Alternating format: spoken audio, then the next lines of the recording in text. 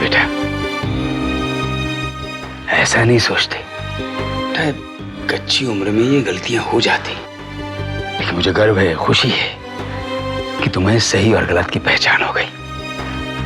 इसीलिए मैंने फैसला किया है पापा, मैं आप लोगों के पसंद के लड़के से शादी करने के लिए तैयार हूं।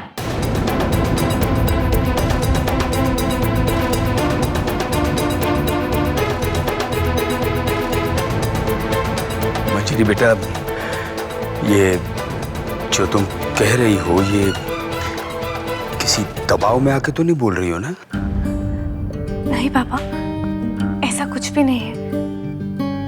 ये मेरा अपना फैसला है जो मैंने बहुत ही सोच समझ के लिया है। लेकिन बेटा, ऐसे फैसले एकदम से नहीं लिए जाते हैं। इतनी बड़ी बात और फिर अचानक से तुम और तुम्हारा ये फैसला, मेरे तो कुछ समझ में नहीं आ रहा है। इसमें समझने को क्या रखा है माँ? मैं आप लोगों को खुश देखना चाहती हूँ, और वैसे भी मैंने आप लोगों को दुख के अलावा और दिया ही क्या है।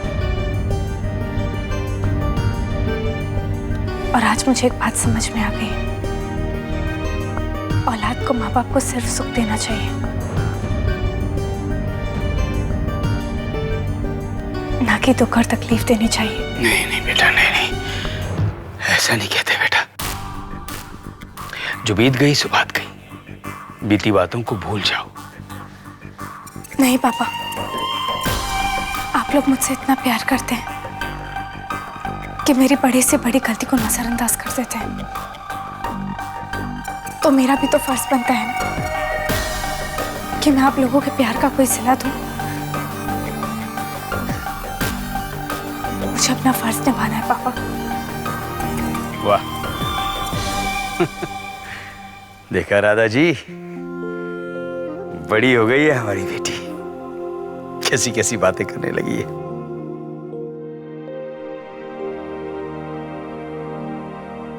मैं वादा करती हूँ पापा, आज के बाद आप लोगों को मेरी वजह से कभी तकलीफ नहीं होगी। बेटा, पता नहीं, मुझे अभी भी ऐसा लग रहा है कि कभी ना कभी तो मेरी शादी होनी है ना, और अगर वो आप लोगों की मर्जी से होगी तो इससे ज्यादा खुशी की बात और क्या हो सकती है। भाई वाह,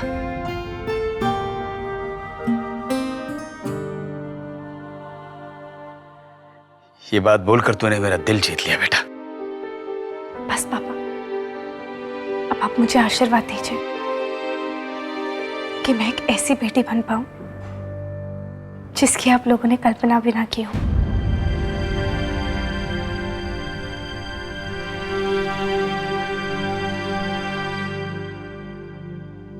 लेकिन बेटा, गलती तो मुझसे भी हुई है। मैंने तुझे हद से ज्यादा गलत समझा, लेकिन अब मुझे विश्वास हो गया है कि वो गलती तुझसे नहीं हुई। कभी नियति में ऐसा लिखा होता है जो हम टाल नहीं सकते हैं, लेकिन आज मुझे इस बात का गर्व है कि मैं तुझ जैसी बेटी का बाप हूं।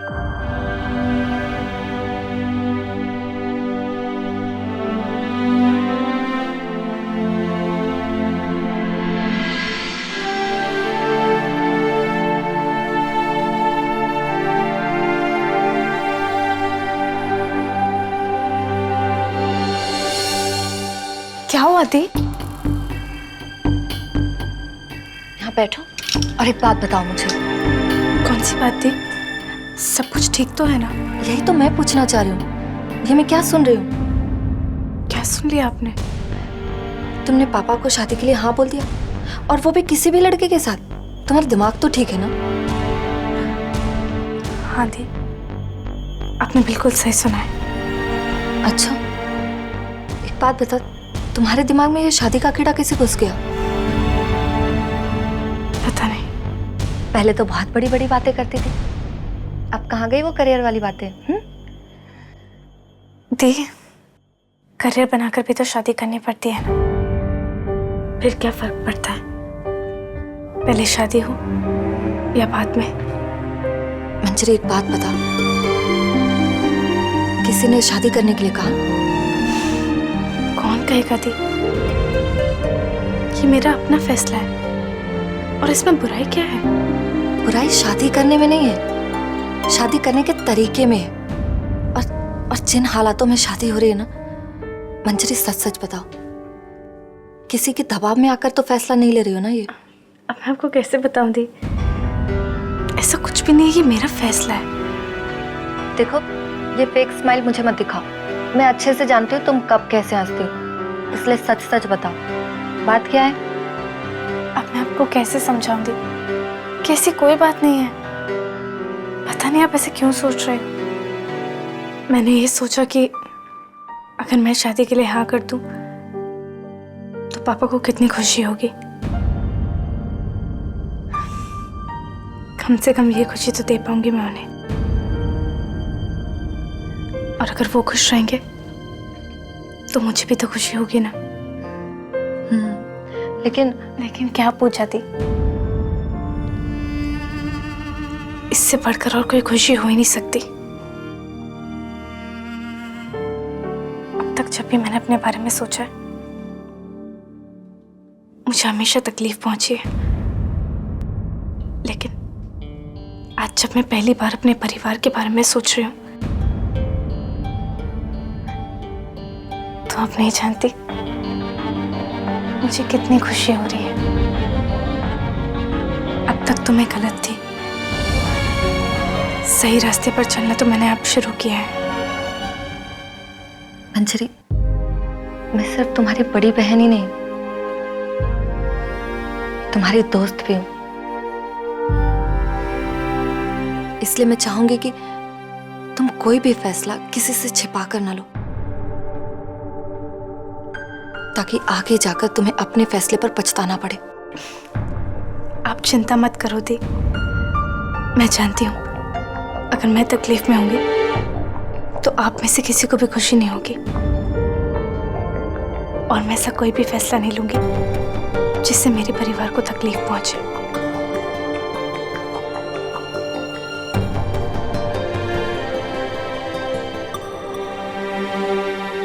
कितनी बड़ी हो गई है तो, कितनी बड़ी बड़ी बातें करने लगी है।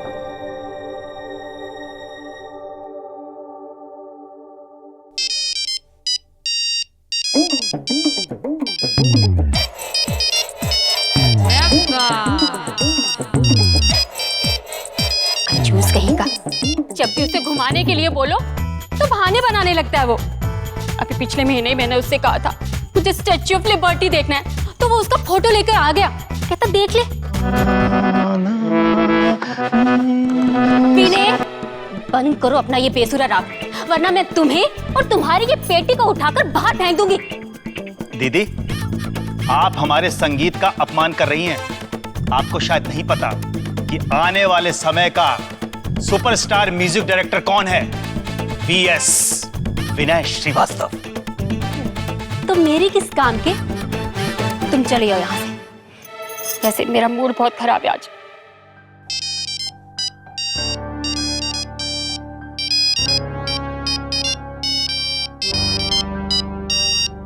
अरे बेबी, अब तो फोन उठा लो।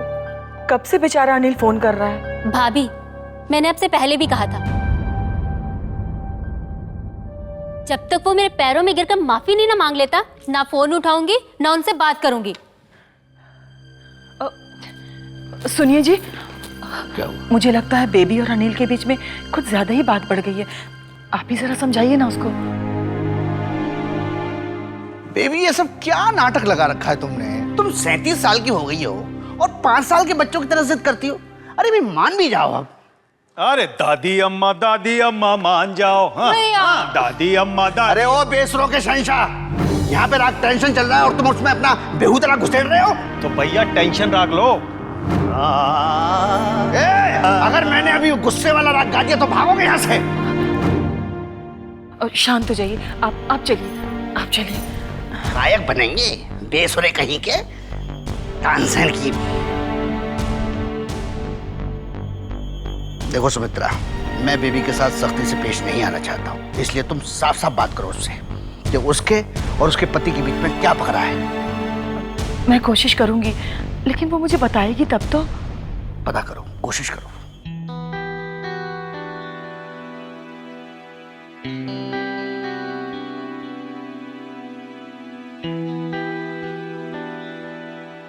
कुछ तो बुआ के साथ प्रॉब्लम है, लेकिन क्या, ये नहीं समझ आता।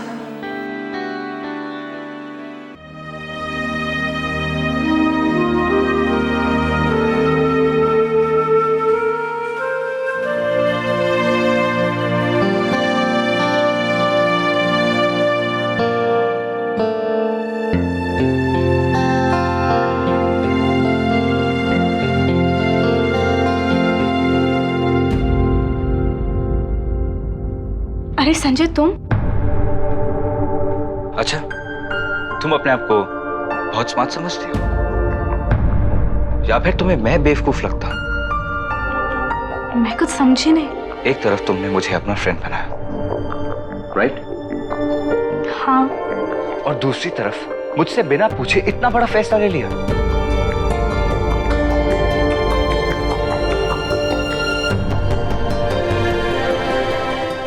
तुम बैठो इधर, मुझे तुमसे बहुत सारी बातें करनी है।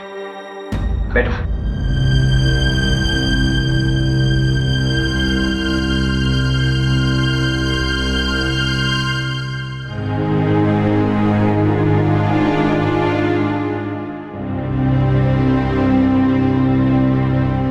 मंजरी, क्यों किया तुमने ऐसा? और क्या सोचकर तुमने ऐसा करने की सोची? ऐसा कुछ भी नहीं है जैसा तुम सोच रहे हो। तुम लाख कोशिशें कर लो, लेकिन तुम्हारा चेहरा है ना, तुम्हारी बातों का साथ नहीं देता। अरे कोई भी देख के बता देगा कि तुम झूठ बोल रहे हो। पता नहीं तुम लोग ऐसा क्यों सोच रहे हो। अरे शादी करना तो हर एक लड़की का सपना होता है। तुम लोगों से झूठ बोल सकती हो मंजरी, लेकिन खुद से बिल्कुल नहीं। यही तो फर्क है मिस्टर संजय शर्मा। लोग जो देखते हैं ना, उसी पर यकीन करते हैं। मैं हमेशा उन चीजों के पीछे भागी जिसका कोई मोल नहीं था, कोई अस्तित्व नहीं था। पर आज मुझे एहसास है जिंदगी की सच्चाई का। अपने लिए तो हर कोई जीता है, लेकिन दूसरों के लिए जीने में ही सच्ची खुशी है।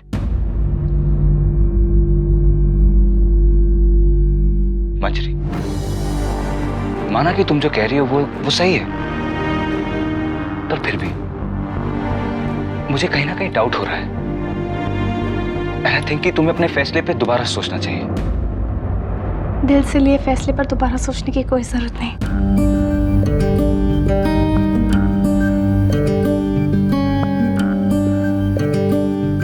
पता नहीं मंजरी, कभी कभी मुझे लगता है कि मैं तुम्हें बहुत अच्छे से जानता हूं, और कभी कभी तुम बिल्कुल अनजानी सी दिखती हो।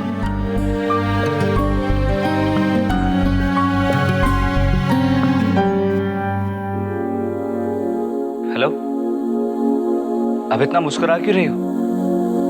क्योंकि मैं बहुत खुश हूं अपनी नई जिंदगी से, जिसमें मुझे मेरी सारी दुनिया मुस्कुराते हुए नजर आ रही है। ऐसा अनुभव मुझे पहले कभी नहीं हुआ। शायद प्यार के सही मायने मुझे अब समझ में आ रहे हैं। तुम खुश हो, इससे ज्यादा खुशी की बात मेरे लिए और कुछ हो ही नहीं सकती। तो फिर सोच क्या रहे हो?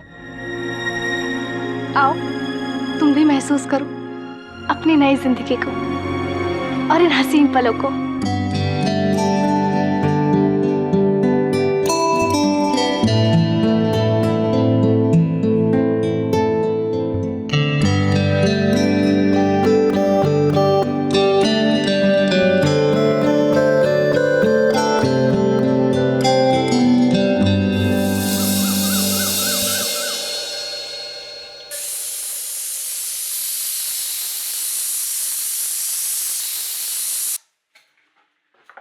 अरे वाह, खाने की तो बहुत बढ़िया खुशबू आ रही है। क्या बना रही हैं आप? छोले और पूरी। आज वक्त था ना सोचा अनुप्रिया को खाना बनाना सिखा दूं। लेकिन आजकल के बच्चे तो कुछ सीखना ही नहीं चाहते। कहने लगी मुझे खाना बनाना बिल्कुल पसंद नहीं। पता नहीं आगे चल के क्या करेगी। अभी बच्ची है, बड़ी होकर सीख जाएगी। हाँ, लेकिन अच्छा खाना खाना तो पसंद है उसे, लेकिन अच्छा खाना बनाना बिल्कुल नहीं चाहती। अब सीखना तो पड़ेगा ना एक दिन। जल्दी क्या है, सीख जाएगी। आजकल के बच्चे ना रसोई में आना पसंद नहीं करते हैं, लेकिन एक ना एक दिन तो राधा जी आना पड़ेगा ना। कल को शादी हो जाएगी, फिर क्या करेगी?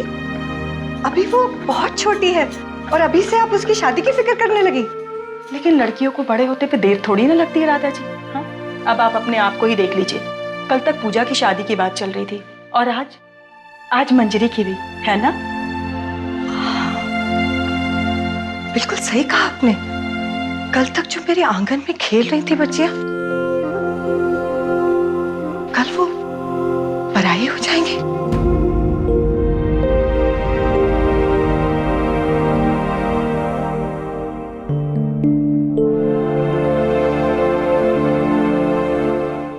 आहा भाभी जी, क्या बात है, बहुत ही स्वादिष्ट चाय बनाई है आपने। वाह वाह वाह। चतुर्वेदी जी, आज आप बड़े अलग अलग से लग रहे हैं। अलग?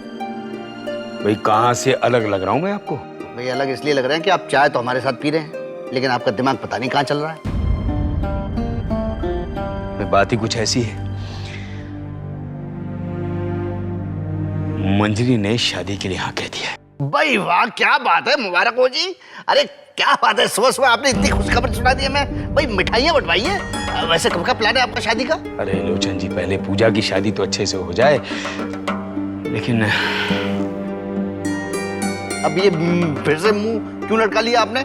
मैं सोच रहा था, भाई मंजरी ने शादी के लिए हाँ तो कह दिया है, लेकिन सवाल तो वहीं का वहीं खड़ा है, उसे शादी करेगा कौन? आप अभी तक वहीं अटके हुए हैं। कभी कभी तो मुझे बड़ी हंसी आती है आपकी बातें सुन करके। अरे कौन नहीं करेगा मंजरी से शादी? फिर मजाक शुरू कर दिया आपने भी। आप जानते हैं कितनी चिंता में हूं मैं, लेकिन आपका मजाक शुरू हो जाता है। बात बात में मजाक किए चले जाते हैं आप। अरे समझा कीजिए आप लोचन जी। देखिए, मैं मजाक नहीं कर रहा हूँ, मेरी भी जवान बेटी है। लेकिन एक बात कहें आपसे हम, बात यह है कि आप जरूरत से ज्यादा टेंशन लेते हैं और सबको टेंशन देते भी हैं। लोचन जी, आप जानते हैं मैं क्यों चिंता में हूँ। भाई जब से वो मंजरी मुंबई गई है, ऐसा लगने लगा है हमारी इज्जत चली गई। आपको तो पता है लोग बाहर क्या क्या ताने देते हैं, कैसी कैसी बातें करते हैं लोग। अरे चतुर्वेदी, ये तो जमाने का दस्तूर है भाई। और हमारी बेबी के बारे में पता नहीं लोग क्या क्या कहते रहते हैं कि ससुराल से भाग के आ गई है, लड़की है, ये है वो है। लेकिन लोचन जी, कभी कभी कोई बात आपके दामन पर ऐसा दाग छोड़ जाती है जो जिंदगी भर नहीं मिटता है। मंजरी के दामन पर भी ऐसा ही दाग लगा है। परेशान हो गए, कौन करेगा शादी इससे, यही सोच हमारे दिमाग में हमेशा चलती रहती है। कह चुके, अब हम भी कुछ कहें? कहिए कहिए भाई कहिए। एक लड़का है हमारी नजर में, जिसे मंजरी से शादी करने में कोई ऐतराज नहीं होगा।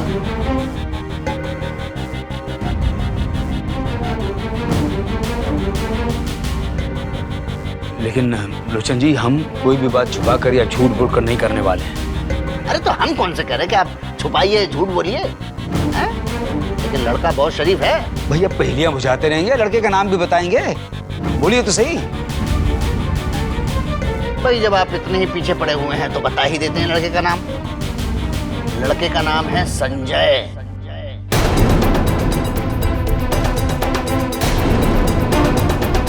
संजय?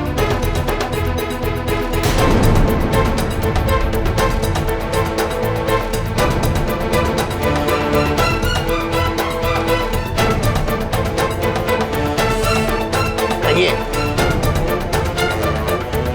क्या ख्याल है आपका?